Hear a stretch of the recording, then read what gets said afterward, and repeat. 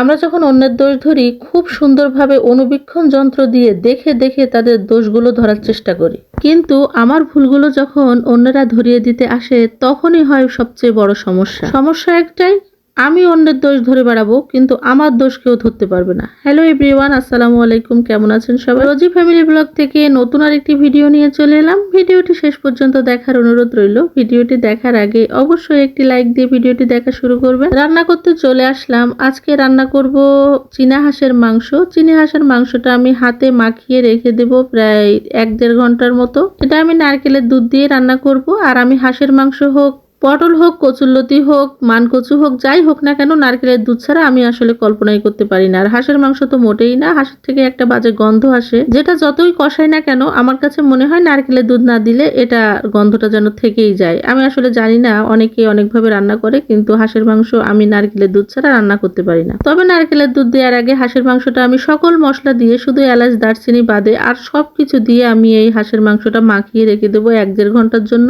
পুরো মশলাটাই ভিতরে ঢুকে যাবে 1-1.5 ঘন্টার ভিতরে, আর এটা খেতে অসাধারণ স্বাদ হবে। ইচ্ছা মতো মাখিয়ে মাখিয়ে তারপরে নেড়ে চেড়ে একদম সুন্দর করে এমন ভাবে মাখাতে হবে যেন অর্ধেক রান্না এখানেই হয়ে যায়। তারপরে এটাকে ঢেকে রেখে দেবো 1-1.5 ঘন্টার জন্য। ভিডিওর শুরুতে যেটা বলছিলাম, আসলে আমরা যখন অন্যের দোষ ধরি খুব সুন্দরভাবে নিখুঁতভাবে দোষ ধরার চেষ্টা করি। একেবারে ছোট থেকে ছোট যত দোষ আছে সবগুলো খুঁজে বের করার চেষ্টা করি। যদি পারি অনুবীক্ষণ যন্ত্র দিয়ে একেবারে ধূলিকণা পর্যন্ত যেভাবে মানুষ বের করে ঠিক সেইভাবে বের করার চেষ্টা করি। কিরকম হয়েছে বলেন তো? মানে আমি আপনার সব দোষ খুঁজে খুঁজে বের করব, কিন্তু আপনি আমার কোনো দোষ ধরতে পারবেন না, কারণ আমার তো কোনো দোষই নেই। আমি তো একেবারে ধোয়া তুলসী পাতা, তাই না? অন্যের দোষ গুণ ধরার আগে মানুষ যদি একবার চিন্তা করতো যে আসলে আমি যে অন্যের দোষ ধরছি আর আমার যে কত দোষ সেগুলো যে কেউ ধরছে না, এটাই যে আমার কপাল, এই জিনিসটা চিন্তা করে না। আসলে এদেরকে কোনো কিছু না বলতে বলতে এরা এমন হয়ে গেছে, এরা নিজেদেরকে একেবারে পীর মনে করে। এরা হয়ে ওঠে একেবারে মাতব্বার। এরা মনে করে যে আমাদের আর কেউ কিছু বলতে পারবে না, আমরা তো শিক্ষিত। এরা একবারও চিন্তা করে না যে আমাদেরকে নিয়ে কথা বলে না কেন, নিশ্চয়ই কোনো কারণ আছে। এদেরকে নিয়ে কথা বলা আর এদেরকে বোঝানো আর কলা গাছকে বোঝানো সমান কথা। এরা নিজেরাই নিজেদেরকে বড় মনে করে, এদেরকে কে বোঝাবে বলেন? এদের ভাবনাটা ঠিক এমন, সালিশ বিচার সব মানি, কোনার তাল গাছটা কিন্তু আমার। যাই হোক, কথা বলতে বলতে কিন্তু এই যে 1-1.5 ঘন্টার মতো হয়ে গেছে। মাংসটা দেখতেই পেয়েছেন, মনে হচ্ছে যেন রান্না করাই হয়ে গেছে। পেঁয়াজ কিন্তু আমি দিয়ে দিয়েছিলাম মাংসের সাথে, তারপরেও অল্প একটু পেঁয়াজ দিয়ে এলাচ দারচিনির ফোড়ন দিয়ে তারপরে আলুটা একটু ভেজে নিয়ে এর ভিতরে কিন্তু আমি মাংসটা দিয়ে দিয়েছি। এর ভিতরে দিয়ে দেব নারকেলের দুধ। নারকেলের দুধটা দিয়ে তারপরে সুন্দর করে এটাকে কষিয়ে নেব একদম তেল ওঠা মতন করে। তারপরে এর ভিতরে আমি পানি দিয়ে দেব, গরম পানি। এতক্ষণ অকাজের কথা বলেছি, এখন একটা কাজের কথা বলি। আসলে যারা আমার চ্যানেলে কিংবা আমার পেজে, খুবই ছোট চ্যানেল আমার, কেবলমাত্র আমি চ্যানেলটা খুলেছি আর কি, কিন্তু এই চ্যানেলের ভিতরে কিছু কিছু আপু ভাইয়ারা আছেন, চ্যানেলটা সাবস্ক্রাইব করে দিয়ে বলবেন এত ছিল এত করে দিয়ে গেলাম, পাশে থাকলে পাশে পাবেন। আচ্ছা, আপনারা তো ফেসবুক কিংবা ইউটিউবের গাইডলাইন সম্পর্কে জানেন, জেনে শুনে নিশ্চয়ই আপনি চ্যানেলটা কিংবা পেজটা খুলেছেন।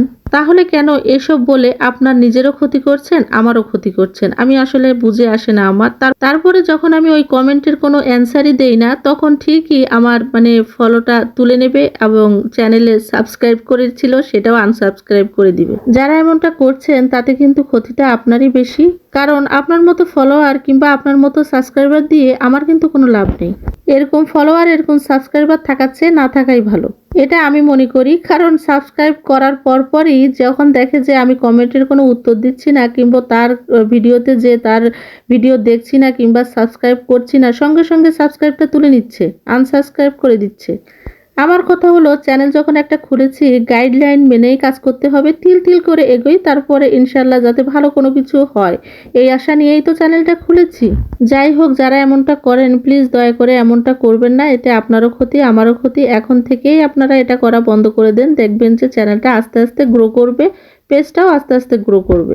কথা বলতে বলতে কিন্তু হাঁসের মাংসটা একদম কষানো হয়ে গেছে, এর ভিতরে কিন্তু তেল উঠে গেছে আর কি। আর এর ভিতরে আমি দিয়ে দিলাম যে বাকি যে নারকেলের দুধটা ছিল সেটা দিয়ে দিয়েছি, সাথে একটু গরম পানিও দিয়ে দিয়েছি আর কি। তো এটা উতরাই গেলে বেশিক্ষণ সময় লাগবে না, হাঁসের মাংসটা এমনিতেই সিদ্ধ হয়ে গেছে। যারা এই পর্যন্ত আমার ভিডিওটা দেখেছেন, কোথাও যদি ভিডিওর কোনো অংশ ভালো লেগে যায় তাহলে আমার চ্যানেলটি সাবস্ক্রাইব করে দিবেন, আমার পাশে থাকা বেল আইকনটি প্রেস করে দিবেন, যাতে নতুন কোনো ভিডিও দেওয়ার সঙ্গে সঙ্গে আপনার কাছে নোটিফিকেশন পৌঁছে যায় আর আর আপনি সময় করে ভিডিওটা দেখে নিতে পারেন। চ্যানেলে কিংবা পেজে ভিউ যতই কম হোক, চ্যানেলটা কিংবা পেজটা যদি সুস্থ থাকে, এর থেকে কিন্তু আশা করা যায় একদিন না একদিন ঠিকই গ্রো হবে আর এগোতে পারবেন। এই চ্যানেল থেকে কিংবা পেজ থেকে কিছু করতে পারবেন। আমার পেজে কিন্তু আমি অনেক দিন যাবত খুবই আস্তে আস্তে এগোচ্ছি এবং আলহামদুলিল্লাহ পেজটা অনেকটাই ফ্রেশ আছে। এই জন্য আমি সবগুলো সেটআপ পেয়ে গেছি। ইনকাম হোক বা না হোক, আজ না হোক কাল হবে, কাল না হয় পরশু হবে, কিন্তু ইনশাল্লাহ একদিন না একদিন হবেই। আমার কথা যদি কোনো ভুল ত্রুটি থাকে অবশ্যই ক্ষমা সুন্দর দৃষ্টিতে দেখবেন। আজকে এ পর্যন্তই। ভালো থাকবেন, সুস্থ থাকবেন সবাই। আল্লাহ হাফেজ। আসসালামু আলাইকুম সবাইকে।